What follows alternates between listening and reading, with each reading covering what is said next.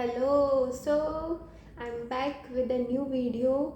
I'm really very sorry that मैं बीच में video नहीं पोस्ट कर पाई कोई भी क्योंकि फेस्टिवल्स भी थे देन बहुत बिजी शेड्यूल रहा so I could not post any video but now today I'm going to share my experience and also क्योंकि एक डेंगू एक ऐसी डिजीज़ है जैसे कोविड तो है एक life threatening disease but dengue भी अभी जैसे मौसम चल रहा है तो बहुत आपको डेंगू के पेशेंट मिलेंगे and as we all know we are homeopaths we know that our treatment, the mode of treatment, the application is totally different.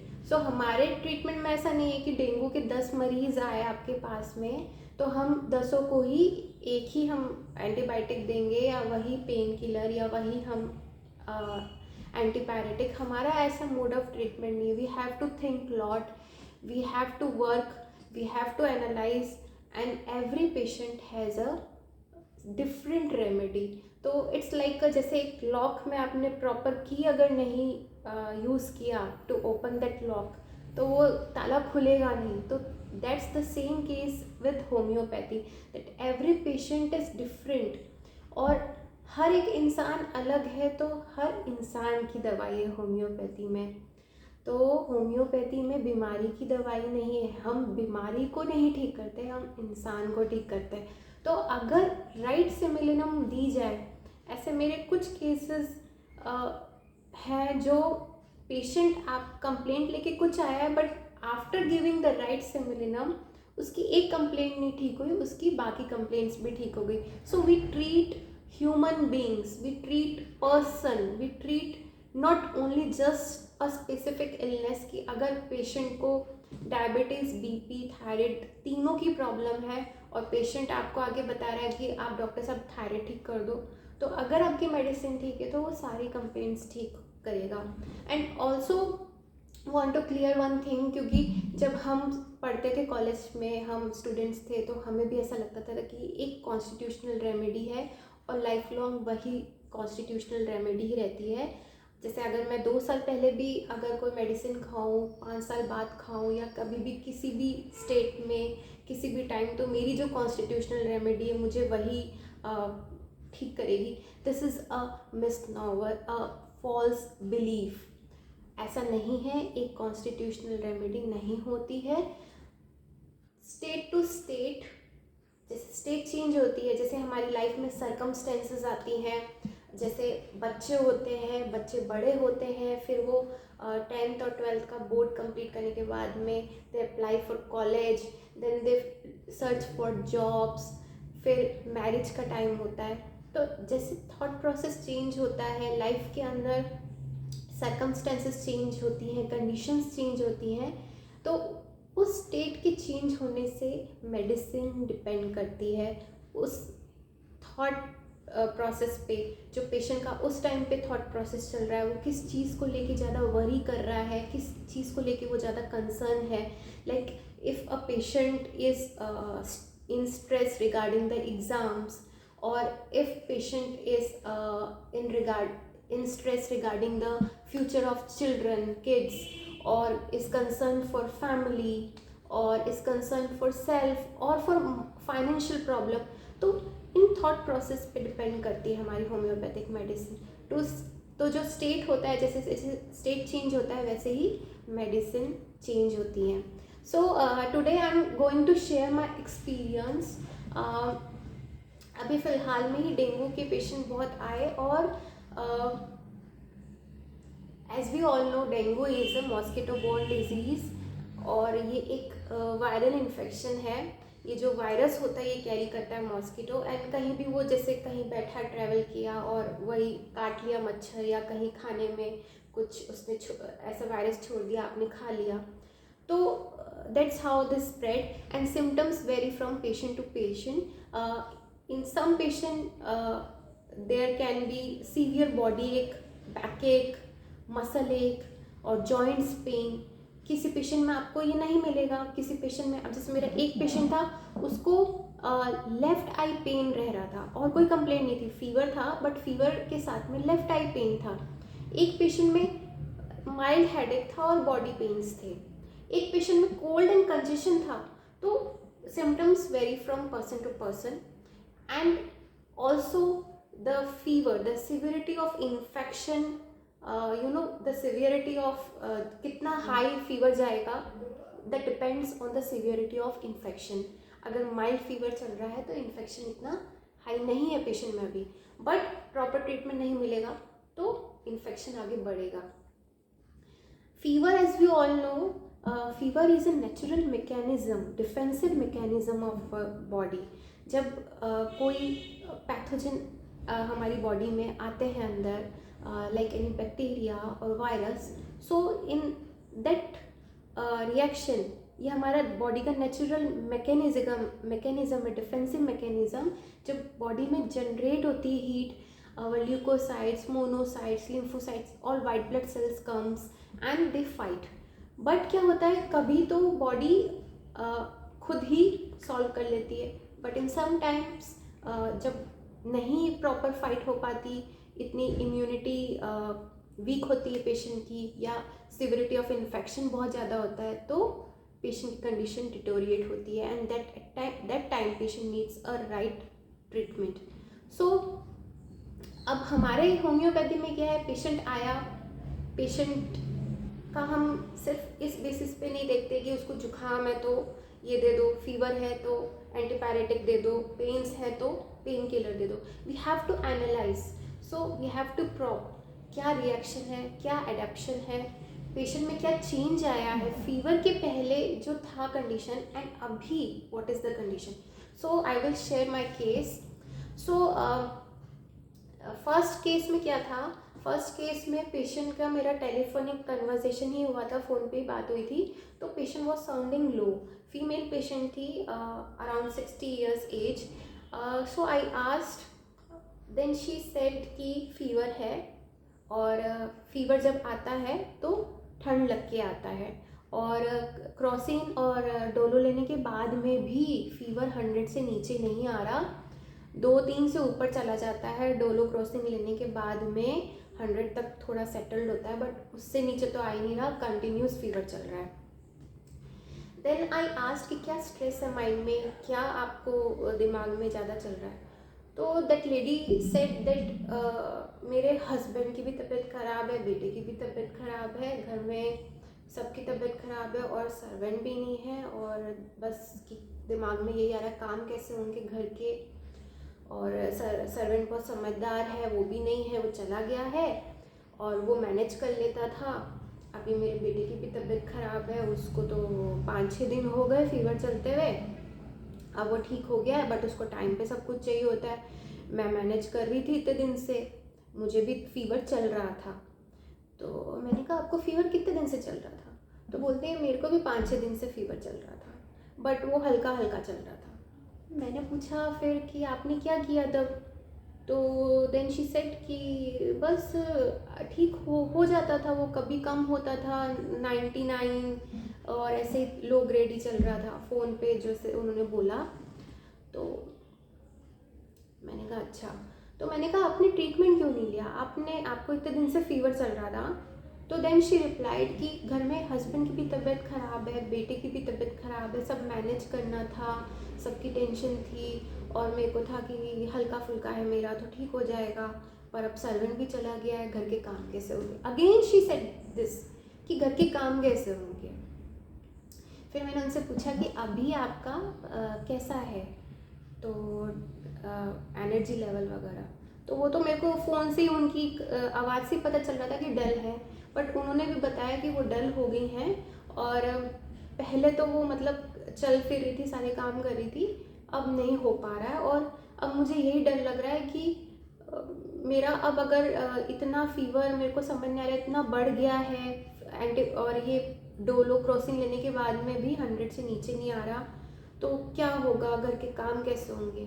मतलब ये 3 बार उन्होंने बोल दिया. फिर मैंने उनको टेस्ट बोले कि टेस्ट करवा लीजिए एक तो आप. तो उन्होंने टेस्ट करवाया.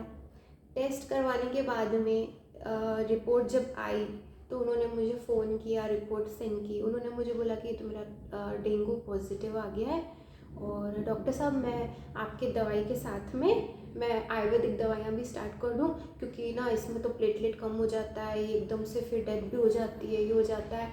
अब मैं अगर ज़्यादा बीमार पड़ गई तो फिर घर के काम कैसे होंगे, बेटे को टाइम से खाना भी चाहिए, हस्बैंड को भी काम पे जाना है, कैसे सब मैनेज होगा। मतलब वही फिर बाद में ना वापस, और ज़्यादा मतलब पहले जब फ़ोन पे बात हुई थी तो थोड़ी डल थी, ठीक है, लेकिन जब उनकी रिपोर्ट पॉजिटिव आई ना तो आवाज़ से ही पता चल जाता है कि वो एंशियस थी, एंजाइटी आवाज़ से फील हो रही थी मुझे। बट पहले खुद को लेके एंशियस नहीं थी, काम को लेके थी, घर का काम कैसे होगा, बेटे की तबीयत खराब है, हस्बैंड की सर्वेंट चला गया, घर के कैसे काम होंगे, इनको जाना होता है जल्दी, बेटे को टाइम पे खाना चाहिए होता है, वो बहुत टाइम से नहीं मिलता तो फिर वो हो जाता है, परेशान हो जाता है। और जब रिपोर्ट जब पॉजिटिव आई तो दैट लेडी टोल्ड मी कि अगर मैं और बीमार हो गई तो प्लेटलेट एकदम से कम हो गए तो मैं साथ में आयुर्वेदिक भी ले लूँ, मैं पपीते का वो भी ले लूँ, ये ले लूँ, कि मैं ही बीमार हो जाऊँगी तो कैसे घर का सारा काम होगा। फिर मैंने उनसे पूछा कि और क्या हो रहा है फीवर के साथ में, तो उन्होंने बताया कि यूरिन भी बहुत अपने आप ही यूरिन निकल रहा है और ठंड बहुत लगती है, ठंड लग के बुखार आता है, ये चीज़ उन्होंने पहले भी बताई थी। तो मैंने उनको एक रेमेडी दी, और इस केस में मैंने रेमेडी जो थी क्योंकि उनका फीवर जो था वो बहुत हाई ग्रेड इन्फेक्शन था, इतने दिन से तो लो ग्रेड चल रहा था क्योंकि बॉडी जो थी खुद ही फाइट कर रही थी, पर इतने दिन हो गए थे कि इन्फेक्शन की जो सेवरिटी थी वो ज़्यादा हो गई थी। तो अब क्या डोलो एंटीपायरेटिक देने के बाद, क्रॉसिन देने के बाद में भी फीवर 100 से भी कम नहीं आ रहा था, मतलब 100 तक तो रह ही रहा था, और अगर नहीं लो मेडिसिन जैसे ही 4-5 घंटे हुए तो 2-3 से ऊपर फीवर जा रहा था। तो then I analyse the case कि ये लेडी ने क्या किया, इस लेडी ने बीमारी हो रही थी पर कोई ट्रीटमेंट नहीं लिया। क्यों नहीं लिया? कि घर वालों को देखना था, हस्बैंड को देखना था, बेटे की तबीयत खराब थी, सारा संभालना था। तो यहाँ क्या हुई, वो लेडी फ्रिवुलस हो गई, ठीक है, अपनी अपनी केयर नहीं की, अपने बारे में नहीं सोचा। Also we can take rubric indifference lies with eyes close, क्योंकि अपनी तरफ तो नहीं ध्यान दिया ना, बट भाग दौड़ करती रही, भाग दौड़ करती रही, और जब इनकी तबीयत खराब हो गई, ठीक है, तब इन्होंने मेरे को फ़ोन करके बताई ये बात कि फीवर बहुत ज़्यादा आ रहा है। अब फीवर जो आ रहा है वो कैसे आ रहा है, ठंड लग के आ रहा है। So I took rubric, first rubric I took frivolous, then I took second rubric chilliness with intense heat. जब फीवर आता है तो ठंड लग के आता है, ठीक है। इनवॉलेंट्री यूरिनेशन है, यूरिन अपने आप निकल रहा है, अनकंट्रोल्ड है, ठीक है, इनवॉलेंट्री यूरिनेशन हो गया। देन शी सेड कि क्या है, टेंशन क्या चल रही है दिमाग में कि कैसे होगा सब कुछ, सबकी परवाह कर रही, तो ये क्या है, cares full of anxiety about children, बेटे को टाइम से चाहिए होता है, फिर बेटा परेशान हो जाता है, बेटा अभी इतने दिन बीमार रहा। Then anxiety household matters, कैसे घर के काम होंगे। तो पेशेंट का रिएक्शन क्या है, दिमाग में क्या चल रहा है बार बार। और जब रिपोर्ट पॉजिटिव आई डेंगू की, पहले तक वो डल है, वो ठीक है, वो डल है और अपने बारे में नहीं सोच रही, फ्रिवुलस है, डलनेस इतनी है फीवर में कि नहीं बोल पा रही, लेकिन जो भी बोल रही है वो किसके लिए, कंसर्न कहाँ है, household matters, anxiety children about, बच्चे के लिए, सबकी परवाह कर रही है, cares full of. Then fever उनको कैसे आ रहा है, ठंड लग के आ रहा है, तो fever, chilliness with and dull थी फ़ोन पे, तो मैंने इसलिए ये रूब्रिक उठाया, डल विद इंटेंस हीट। इतना तेज फीवर है, क्रॉसिन और डोलो लेने के बाद में भी वो 100 से नीचे नहीं आ रहा, तो dullness with intense heat. Heat क्या है, फीवर, तो फीवर के टाइम पे डलनेस है, ठीक है। और मैंने उनसे पूछा एक चीज़ और कंफर्म करने के लिए, क्योंकि कभी कभी हमारी रेमेडीज़ क्या साथ में, जैसे आर्सेनिक बहुत सारे रूब्रिक्स कवर करती है, पल्सिटिला एक्यूट में बहुत अच्छा काम करती है, तो ये रेमेडीज़ आती हैं चैट में रेपेटरी के, बट कंफर्म करना हो then again I asked to confirm. Yes, ये भी था, जब उनकी प्लेटलेट्स का पता चला और उनको पता चला डेंगू है और देखा प्लेटलेट्स लो हो रही हैं, तो मुझे उन्होंने क्या बोला था कि डेंगू में तो डेथ हो जाती है, मैं आयुर्वेदिक भी साथ में शुरू कर दूँ, कहीं मेरा एकदम से लो ना हो जाए प्लेटलेट, तो कैसे अगर मैं ज़्यादा बीमार हो गई तो फिर कैसे घर के काम होंगे। तो ये क्या है, this is also fear poverty, कि मैं और बीमार हो गई तो और बिस्तर पे पड़ी रहूँगी, घर के कैसे काम होंगे। तो this is what, this is fear poverty, कि अभी तो मैं मतलब मेरे को चल ही रही है प्रॉब्लम, लेकिन और बीमार हो गई तो, और एकदम से प्लेटलेट डाउन हो गए तो, दिस इज़ फियर पॉवर्टी। तो I took this rubric also. Then to confirm my remedy, मैंने उनसे पूछा कि अभी फीवर के टाइम पे आपको क्या करने का मन करता है, मोबाइल वगैरह, क्योंकि आजकल सबके पास मोबाइल्स हैं, तो जब तबीयत ख़राब होती है तो लोग नॉर्मली फीवर के टाइम पे भी, जैसे अगर तबीयत ख़राब है तो टीवी देखते हैं या बातें करते हैं या मोबाइल देखते हैं। तो I ask this to confirm my remedy, कि आप क्या करते हो, आप उस टाइम पे मोबाइल वगैरह करते हो अभी। तो वो उन्होंने मुझे बोला कि नहीं, मैं बस ऐसे ही बैठी रहती हूँ, मोबाइल बिल्कुल नहीं मेरा करने का मन हो रहा, टीवी बिल्कुल बंद है, टीवी मैं बिल्कुल नहीं देख रही हूँ, नींद भी मुझे नहीं आ रही, मैं ऐसे बैठी रहती हूँ। So here my remedy was confirmed and I give her sepia 1M, और फ्रिक्वेंट रिपीटेशंस की मैंने उनको बोला कि एक एक गोली को आपने पानी में डिज़ोल्व करके हर 3-4 घंटे में लेनी है। तो ऐसे करके उन्होंने सीपिया 1M की हर एक गोली को डिज़ोल्व करके वाटर डोजेस बना के 2 स्पून्स वाटर लेके उन्होंने ली। और 12th को इन्वेस्टिगेशन हुआ था, 12th को प्लेटलेट्स वर सो लो और डेंगू पॉजिटिव था, एंड आफ्टर होम्योपैथी 15th को डेंगू केम नेगेटिव। जबकि डेंगू और टाइफाइड में इतनी जल्दी, I will not criticise, but other treatment, other methods जो है एलोपैथिक जो ट्रीटमेंट है उनमें इतनी जल्दी अगर इन्वेस्टिगेशन कराएं तो टाइफाइड डेंगू नेगेटिव नहीं आता। बट 12th को हुआ था एंड 15th को report came negative, and she was also surprised. और जब उनके बेटे ने रिपोर्ट भेजी उनको, उन्होंने मुझे आगे भेजी, she was so happy. Platelets भी, और मैंने उनको बोला था कि आप आयुर्वेदिक लेना चाहें तो आप ले लीजिए, और आप मेरे को सिर्फ 2-3 दिन दीजिए, क्योंकि क्या होता है ना, पेशेंट नहीं कन्विंस हो पाता, डर जाता है। तो मैंने उनको जब ये चीज़ बोली थी, क्योंकि मेरी पुरानी पेशेंट है, मैंने उनको बोला कि आप 2-3 दिन दे दीजिए मेरे को, फिर आप, तो उन्होंने मेरे पे ट्रस्ट कर लिया। तो उन्होंने कुछ भी नहीं लिया सिवाय क्रोसिन एंड डोलो पैरासीटामोल के अलावा, क्योंकि फीवर के स्पाइक में मेडिसिन नहीं देना चाहिए, फीवर को थोड़ा कंट्रोल करके देना चाहिए। तो एंटीपायरेटिक के अलावा nothing as she took. So here was the first case of this dengue जो मैं अभी अब बता रही हूँ, जिसमें सीपिया दी। सेकेंड केस जो मैं आपको बता रही हूँ डेंगू का ही है। नाउ सी, हमारी होम्योपैथी में सबकी अलग मेडिसिन है, बंदे को देख के हम दवाई देते हैं। तो जो सेकेंड केस है डेंगू का, इसमें कुछ भी नहीं था, सिर्फ लेफ्ट आई पेन था पेशेंट को, लेफ्ट आई पेन के साथ में फीवर पूरे दिन भर नहीं आता था, सिर्फ शाम को आता था। तो आई analyse the case and I thought of giving thuja, but thuja देने के बाद में नेक्स्ट डे पेशेंट को फीवर आया दोपहर को 3 बजे। तो मैंने ये रूब्रिक हटा दिया, fever chill after evening in, ये मैंने रूब्रिक हटा दिया क्योंकि 3 बजे आया था बुखार। तो लेकिन पेशेंट ये कंफर्म था, पेशेंट से मैंने कंफर्म किया, क्योंकि क्या होता है हमारे खुद के माइंड में भी, सबकॉन्शियस माइंड में भी इतनी चीज़ें, इतनी थॉट्स होती हैं और हम नहीं ऑब्जर्व कर पाते, तो पेशेंट भी नहीं ऑब्जर्व कर पाते।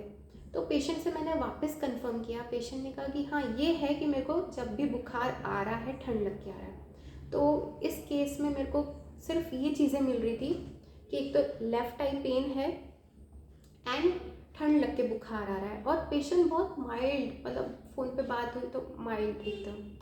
फिर मैंने पूछा आपका क्या करने का मन है, तो उनके ऐसा कुछ नहीं है, कोई आ जाता है ऑफिस में, कोई काम होता है मैं मिल लेता हूँ, दर्द हो रहा होता है, आई पेन हो रहा होता है तब भी मैं बात कर लेता हूँ, ऐसा कुछ नहीं है। मैंने कहा आपको मन करता है रेस्ट करने का या चुप रहने का, कि नहीं ऐसा कुछ नहीं, कोई आता है पास बैठ तो मैं बात कर लेता हूँ, हाँ मोबाइल पे कुछ आता है या कोई फ़ोन आता है मैं उठा लेता हूँ। तो बहुत माइल्ड पेशेंट।